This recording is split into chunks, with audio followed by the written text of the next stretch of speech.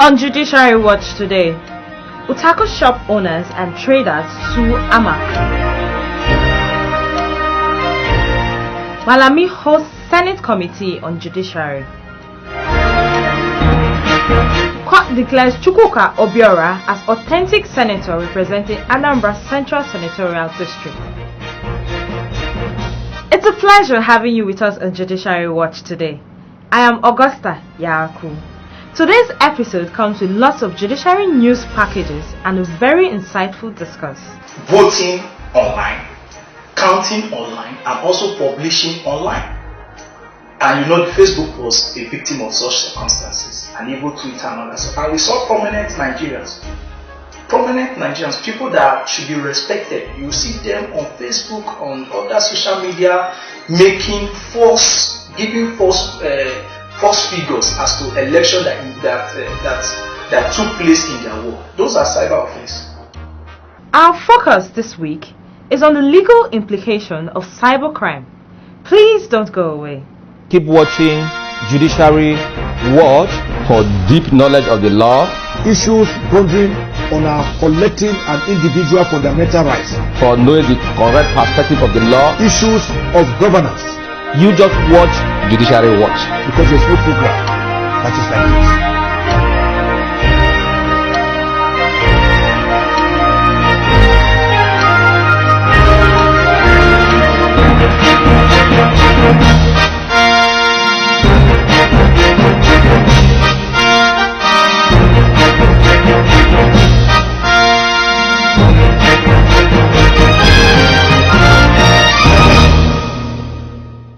Justice Anwuru Chikere of the Federal High Court has on Tuesday granted bail to the senator representing Bauchi South Senatorial District, Issa Misal, on self-recognition.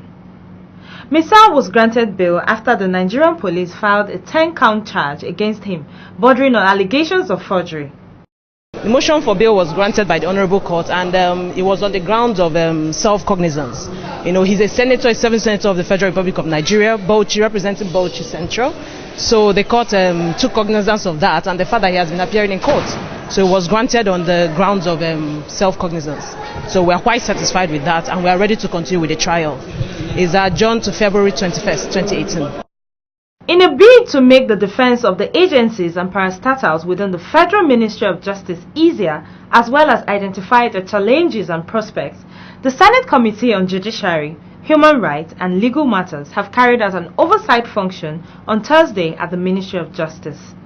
Agencies like the Legal Aid Council of Nigeria, the National Agency for the Prohibition of Trafficking Persons, NAPTIP, and others presented the agency's financial report, which was basically based on the 2017 appropriation. According to the chairman of the Senate Committee on Judiciary, Human Rights and Legal Matters, David Umaru, the committee is interested in the success of the Ministry of Justice and its parastatals at the 2018 budget defense. It is in this light that the committee wants to know the ministry's challenges and achievements, if any. You will recall that His Excellency the President of the Federal Republic of Nigeria only recently laid before the National Assembly the 2018 budget. We are on marching orders to do as much as we can to ensure that this budget is passed before the end of the year. Minister of Justice and Attorney General of the Federation, Abubakar Malami, made a review of the 2017 appropriation where he decried low release of budgetary allocation. This committee will recall that a total sum of 6,914,774,768 kobo was appropriated for the main ministry in the 2017 budget. Out of the above appropriated amount, the following releases have been made as at 31st November 2017. Overhead 886,394,449 naira 45 kobo. Having read the figures of the 2017 appropriation, one of the committee members, Senator Chukwuka Watazi, reacted to the figures read by the minister. And the contract vetting and negotiations and advisory the rules you've been doing, which is very commendable. I'm bothered that you're unable to charge requisite fees for some of these services which is currently provided to members of the public. I am of the opinion that you see, things are hard now. If you are going to give services, render services, you're going to you balance it out. From the ministry or the MDA you are doing, they have their own fees, they have their allocations, you know, in the appropriation that was approved for them. If you have rendered such services, you have to put price tag on what you've done. Other MDAs under the Ministry of Justice also presented their review of their expenditures. We have been able to achieve some milestone in helping to improve our services, one of which is with the police. In September, they launched an amended version of what they call the First Order 20, which now allows lawyers to visit awaiting trial persons and be part of the interrogations. That is an achievement for us. The personnel cost 1,427,253,996. The amount released was 1,099,974,762.22, which is 98.61%. After 3 years of legal tussle, a federal high court sitting in Abuja on Wednesday ordered that Obiora Okonkwo of the People's Democratic Party be sworn in as the senator representing Anambra Central Senatorial District of Anambra State. The court ordered the Senate President Bukola Saraki to immediately inaugurate Okonkwo to take over the Anambra Central Senatorial seat in the Senate.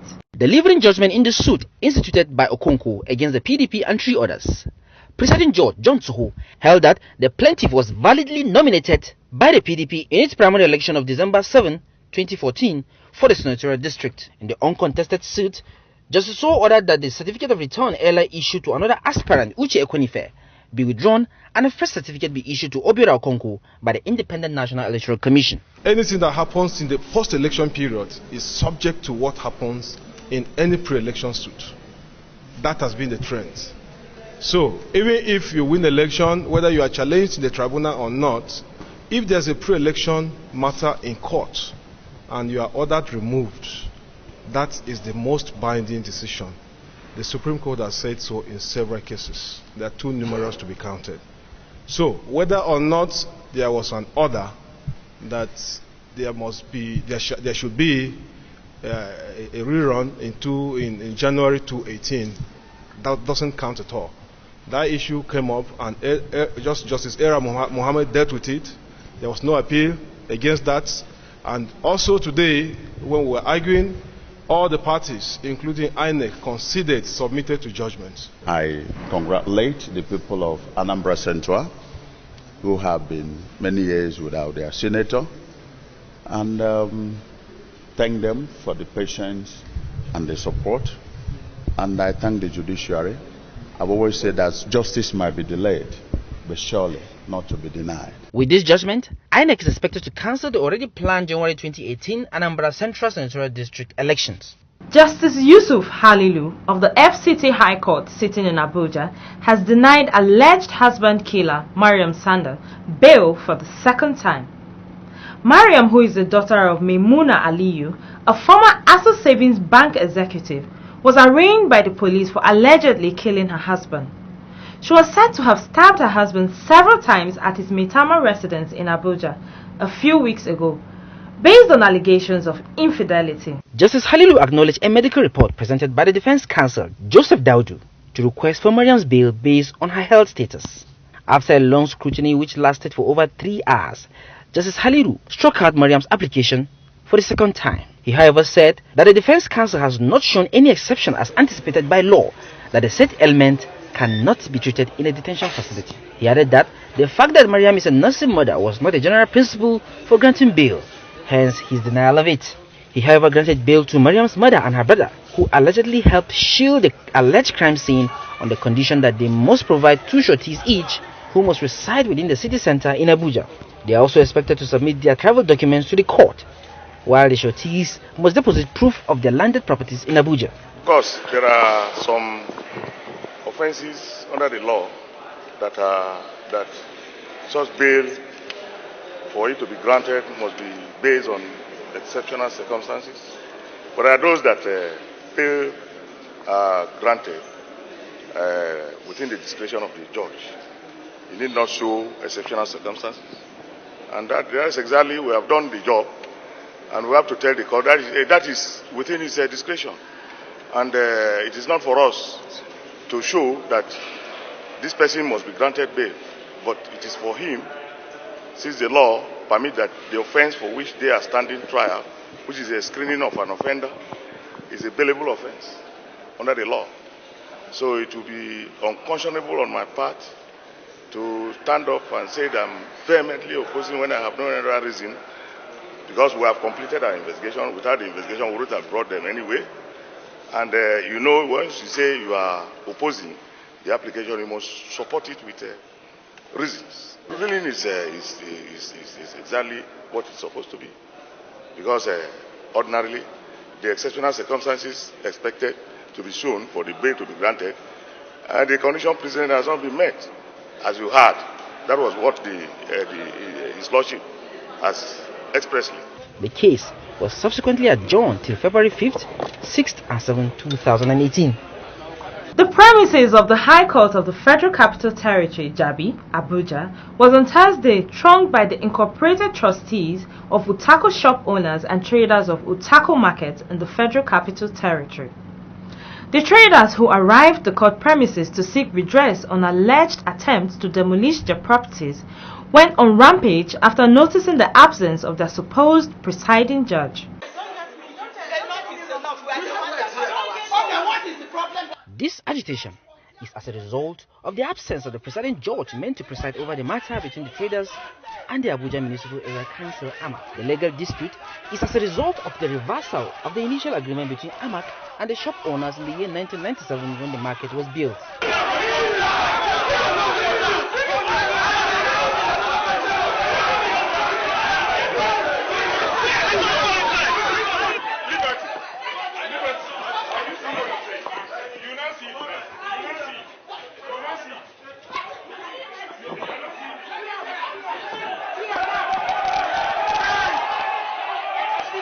Expression of anger you saw this morning is because this matter, we filed 2 applications. One was an application, ex parte application for an interim order to stop the construction company and AMAC from engaging in illegality, that is by embarking on construction in the market while the shop owners and the traders are in situ, that is where they are still there. So that application, my Lord heard, but did not make any order, because he said, since the defendants are aware of the pendency of the matter and they have been served the motions, that there's no point making an interim order. So he adjourned the matter to today, 14th December, as to enable all the parties to come before him to argue their various positions. But unfortunately, my Lord did not sit today. While the court refused the interim order, the construction company and AMAC mobilized men and materials and even policemen and the soldiers, and they took over Utako Market. Right now, if you go there, you see that the traders have been fenced out completely while construction is going on, whereas there is a matter that is pending in court. So that is why the traders were saying that it appears there is a gang up against them, or there is a conspiracy against them. But we know that some of these issues, that in certain circumstances, a judge may not sit. Our shop we have for 99 years given to us on a lease. All of a sudden, last Sunday, or last 2 Sundays to be precise, they barrage the place around 7 a.m. with armor tanks. They shoot live bullets on us. What an injustice to ordinary innocent traders, using armor tanks, using hot water tanks on us. what a country we are. Every allocation in that market, my signature is on every allocation in that market. So that market is my baby. And I flew in from London this morning just because of this court case, so that I can see how we can talk. You are watching Judiciary Watch. It is time for a short break. Please stay tuned for our discuss segment. You just watch Judiciary Watch. Because there's no program that is like this.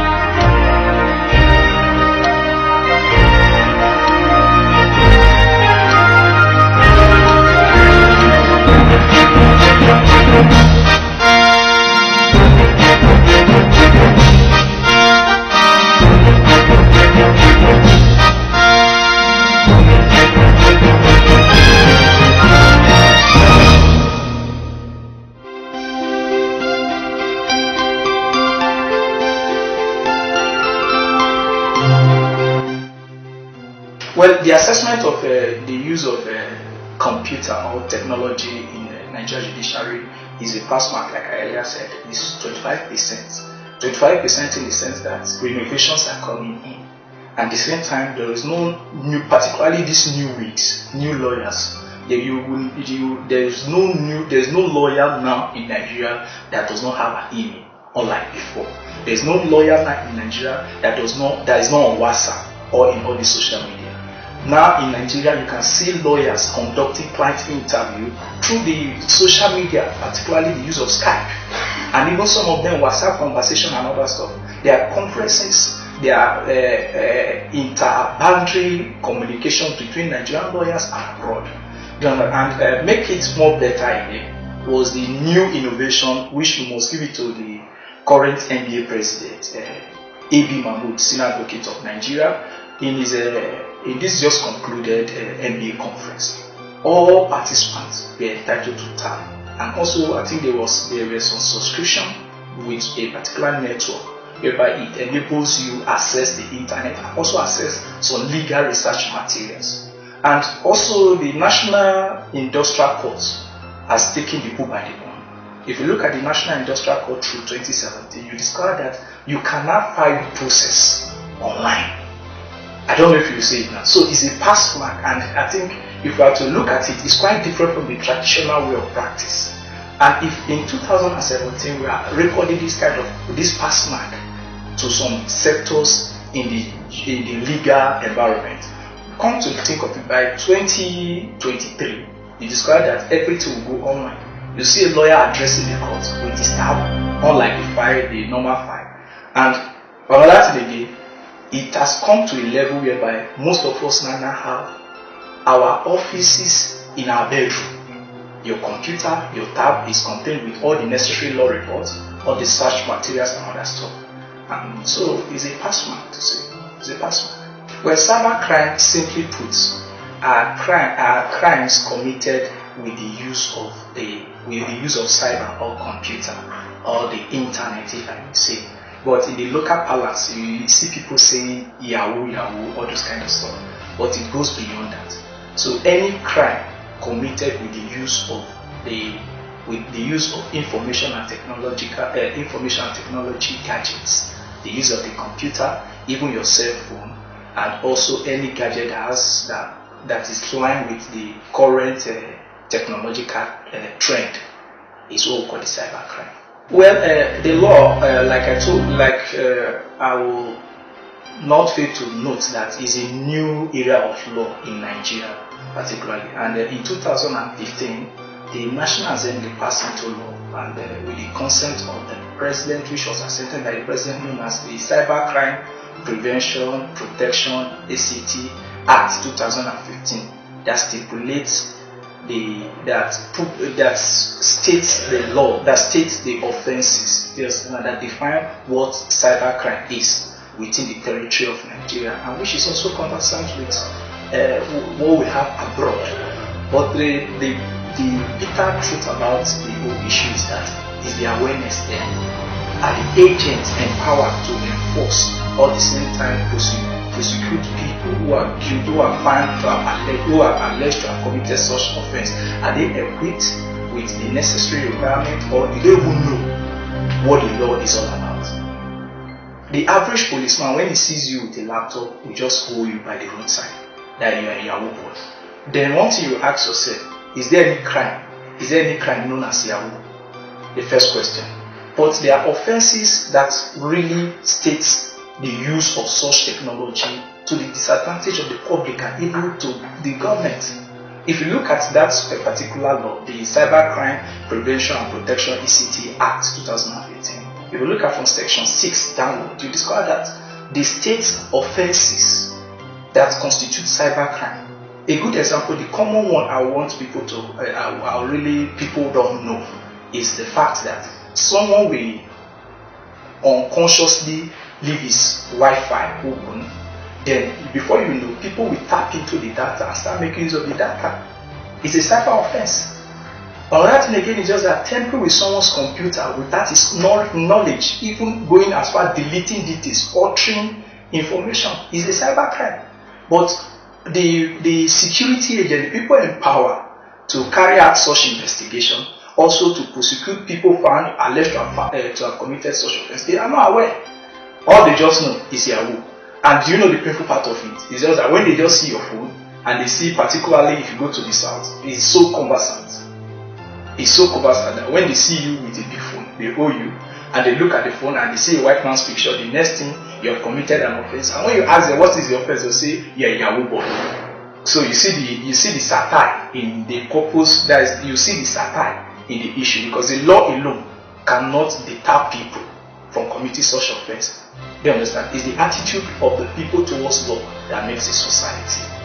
Well, to the best, not really per se, but I think I've approached the police station several times to secure the day of people who have alleged to have committed Yahoo. Let me use the word Yahoo boys, not cyber crime offenders. So, because when you ask them, they don't even know if such a law exists. That is the painful part of it. So, I think, like I told you, it's a new law. Is a new law, and not so many lawyers are conversant with it, and even I believe the prosecutors and also the agencies who are empowered to enforce such laws, they are not also conversant to really know the ingredients of such offense. Well, it's so, like in the 2015 election, you discover that when election is ongoing, when result has not gotten to the collation center and the appropriate place for result to be announced, you discover that there are some people who are so good in voting online, counting online, and also publishing online. And you know, the Facebook was a victim of such circumstances, and even Twitter and others. And we saw prominent Nigerians, people that should be respected. You see them on Facebook, on other social media, giving false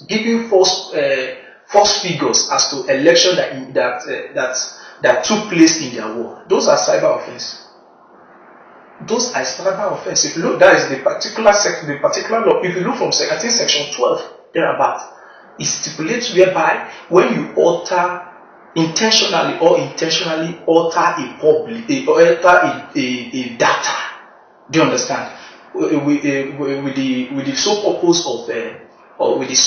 of misleading or taking advantage of the public, you discover that it is an offense, cyber offense. Do you understand? And you will see the implication of such act is that, one, if not for God, it would have caused another issue. There's a security issue for that matter. Because when they look at you as a role model, people believe, like we have about, if not 60% or 80% of Nigerians believe on what they see in social media.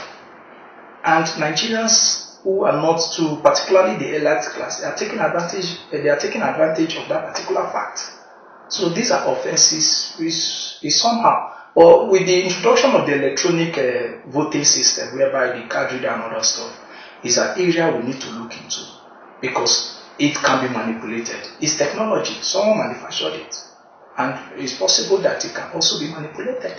And when it is manipulated, the rest assured that people who are found guilty, who are found culpable, who are found guilty of such offense, I think the penalty is so heavy, from 1 million naira, 7 years, 14 years thereabout, if you look at the act properly. So they should be prosecuted. But the fear and the question some of us ask is, who are those? Who are the people? Is it the police, whereby they even prosecute you before taking you to court? Or is it the other arms or the security arms that are not properly equipped to investigate, carry out proper investigation as to those who are alleged to have committed an offense? Also bank statements, whereby it's unsolicited text message. You discover that somebody will send you a text message including his name, his phone number, and up till now you've not seen such a person prosecuted. Whereby the even police officer will tell you that I received such a text message, I won't call the person, and there is no proper way in which such a person can be gotten. But they already laid down procedure. One, when there is a phone number, there is a purpose in which every phone number cannot, every GSM line cannot be active unless the owner of that said line is registered. Why don't you approach the network provider to furnish them with the data of that person? And by so doing, even if it's not that person, the person whose name and fingerprint and picture appear in that same number will produce the person who is using that particular number to commit such offense. So these are some of the problems we have in Nigeria. In Nigeria, we, like I told people, like if I have opportunity to meet and discuss with people, I do tell them, I said, we have a fantastic country with good natural resources, good laws, everything. Even our constitution is one of the best. I know people will disagree, but it's one of the best. But the problem we have is our attitude towards the law and our attitude towards the environment.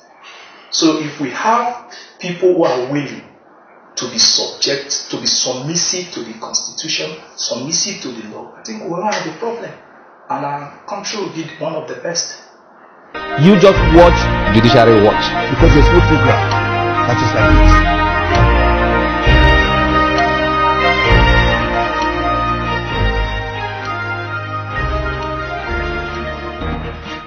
This is where we draw the curtains on today's episode of Judiciary Watch. We will appreciate all your comments and contributions on our email and social media platforms. Goodbye.